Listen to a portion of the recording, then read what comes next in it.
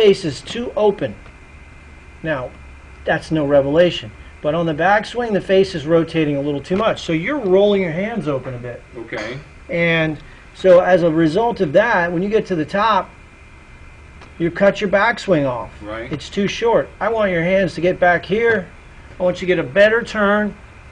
And the club face, when you come down, not only is the swing too steep, the shaft should be bisecting or parallel somewhere along in that line, parallel to that lower line there when it comes down. It's a little steep. So it's easy to see why you're hitting them to the right or fading them. Now right there the face is open. How do I know that? Well, this is 90-degree angle right here. Right. Well, that club face is not 90 degrees. It's more than 90 degrees. Now most pros or most good players, when they get in what I call the delivery position, that club face is at 90. So it's too open at the top of your backswing. See what we want is to get the face at about a 45-degree angle. Right. Or basically in line with this forearm, somewhere around there. And then when that club comes down, see, that face is not on a 45-degree angle. It's more pointed directly at the ground. And it looks like I haven't turned my shoulders at all. You haven't. You haven't really turned like you're supposed to. And that's what I'm seeing. And you're keying in on the point. I didn't think I was turning the shoulders enough. Right. It didn't appear that I was giving my arms any room to get away, get through the shot to begin with. Right.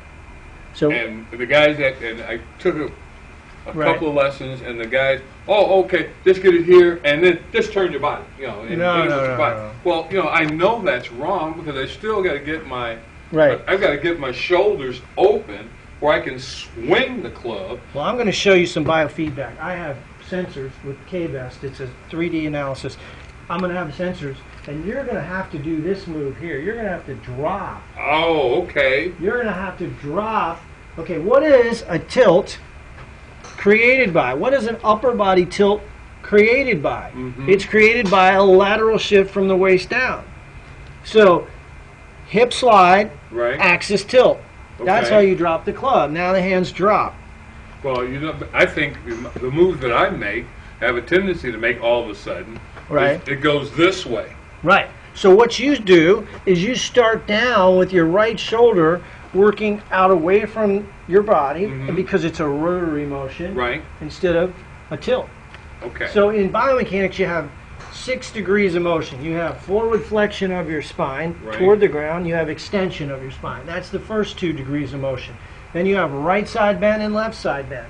That's the second 2 degrees of motion. And then you have right rotation and left rotation. Those are the 6 degrees of motion. Well, you need them all. Okay. There's a right amount of forward bend. Right. There's a right amount of forward bend of the pelvis. Right. There's a right amount of tilt in the pelvis. Okay. There's a correct amount of tilt in the upper body. All of that stuff. So what I want to do is get your hands back where I put that circle.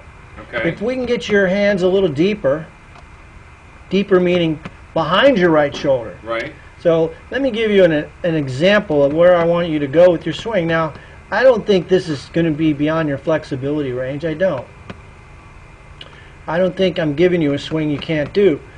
I can do a physical assessment and find out here if you can do this here in a second, but that's really where I'd like to be with your club. Okay.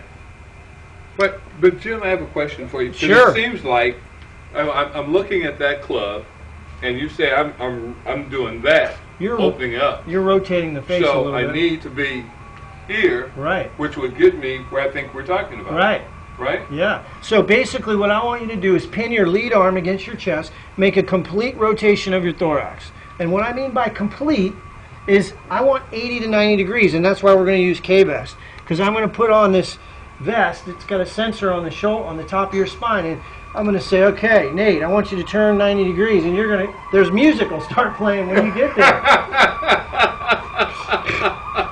Yeah. So I guess this has been one of the problems. I've been so concerned about making sure that the club wasn't behind me.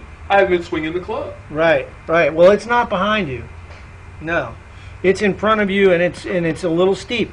Now, rather than me focus on a body part, like say, I don't want you to think about this. This is part of your motor training, and Right. what you're going to do is you're going to practice rotating and then dropping that right shoulder by pushing the hips forward toward the Okay. target, keeping them turned. See, what you do is your swing starts down from the top with your shoulders. Okay. And so, if I could get your hands to get deeper on the backswing, where Okay. Charlie Hoffman's hands are, and then his first move is a lateral movement, right there. He shifts toward the target. Now the hands drop. Now the shaft is underneath his shoulder, parallel to the one on the bottom. And that is where we want to go with your golf swing. So in essence, where I have backed myself into to this point doesn't allow me to do any of that. Right, right. You're not in a position there. It's simple physics.